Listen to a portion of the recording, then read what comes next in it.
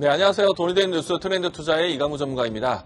자, 한 주 동안의 시장에 대한 하락 깊이가 상당히 깊습니다. 오늘 금요일장까지도 시장이 좀 지지부진한 모습들, 장중의 모습 보여주고 있는데요. 다만 이제 장중 동안에 주간 하락률이 상당히 컸기 때문에 반발 매수세, 저가 매수세에 대한 부분들도 일부는 좀 기대할 수 있지 않을까. 장 초반 삼성전자의 반등 시도가 나오면서요. 전반적인 저가 매수세에 대한 기술적 반등을 기대해 볼 수는 있을 것 같습니다. 다만 이제 시장에 대한 여러 같은 환경은 좋지 못한 점은 여전히 지속되고 있다라고 얘기드리겠습니다. 미증시에 대한 내용부터 해서 살펴보도록 하죠.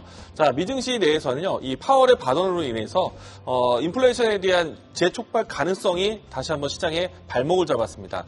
물론 이제 그동안에 랠리를 펼쳤던 트럼프 랠리가 조금은 숨고르기의 형태로 진행되고 있는 과정이기도 하고요.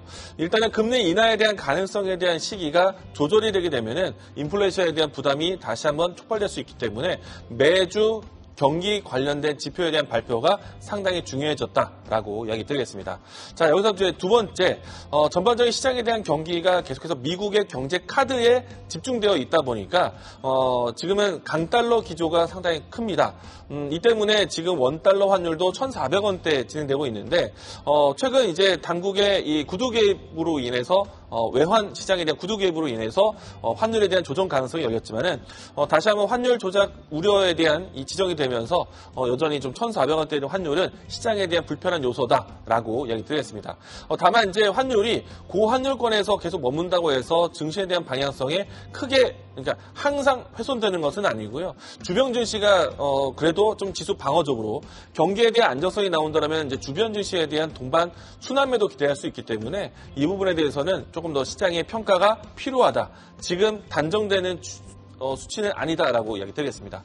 자, 세 번째는요. 전반적인 시장에 대한 매크로가 어려운 상태에서 시장에 대한 이 트럼프 리스크를 피할 수 있는 업종에 대한 관심이 높아지고 있습니다.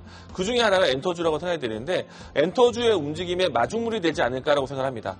어제 이 제야페 엔터테인먼트가 어닝 서프라이즈에 대한 뉴스가 나와서 전반적인 엔터주에 대한 관심을 이끌고 있다라고 얘기 드리겠는데요. 좀 더 자세한 내용은 뒷부분에 설명드리도록 하겠습니다.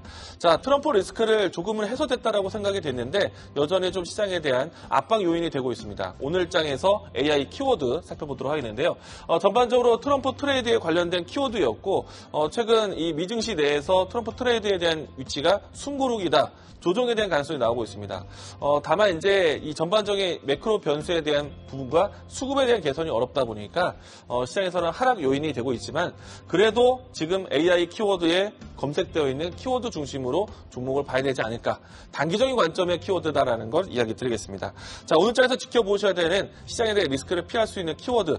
제가 준비한 키워드는 엔터입니다.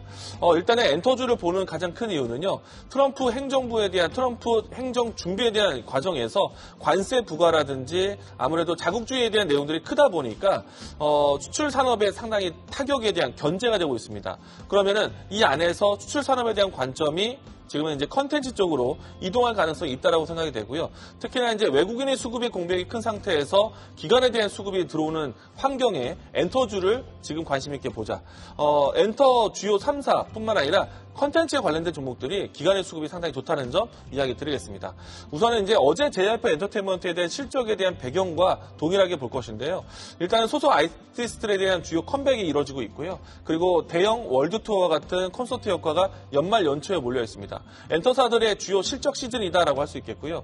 그리고 여전히 K-팝에 대한 관심이 높다 보니까 글로벌 팬덤이 계속해서 형성되어 있기 때문에 연말에 가까워져 있는 시점에서는 매출에 대한 실적 반영도 상당히 기대가 될 것 같습니다. 그리고 이제 특히나 앞에서 이야기드린 것처럼 관세 인상에 대한 시장에 대한 수출 산업에 대한 부담이 엔터라든지 미디어, 게임 이쪽으로 움직임이 나올 수 있기 때문에 엔터주는 지금 시기가 적절한 시기다라고 얘기 드리겠습니다. 자, 관심 있게 보는 종목 이야기 드리겠는데요. 저는 엔터주 내에서는 하이브와 YG 엔터테인먼트를 이 자리에서 소개를 좀 드려봤습니다. 자, 오늘은 그 중에서 YG 엔터테인먼트를 한 번 더 이야기 드리겠는데요. 3분기 실적은 예상치 컨센 부합했습니다.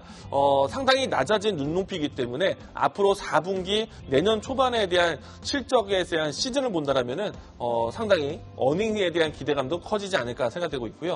그리고 아티스트에 대한 본격적인 활동이 도움이 될 것이고 그 아티스트에 대한 활동이 월드 투어와 같은 대형 실적에 대한 반영이 될 수 있는 시기이기 때문에 이 종목에 대해서 관심 있게 보시면 좋을 것 같고요. 특히나 이제 이 신인 아이돌이라든지 그리고 기존에 있었던 2NE1이라든지 블랙핑크 같은 완전체 대 활동이 예상되고 있기 때문에 내년도에 대한 기대감이 확실히 반영이 될 것이다라고 얘기드리겠습니다.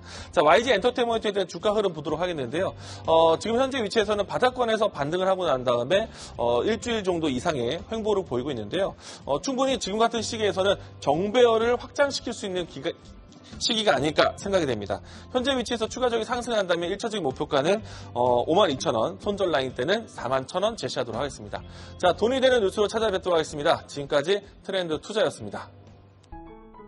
계속해서 다양한 경제 이슈를 알고 싶다면 구독과 좋아요, 알림 설정 부탁드립니다. AI 캐스터 권미정이었습니다.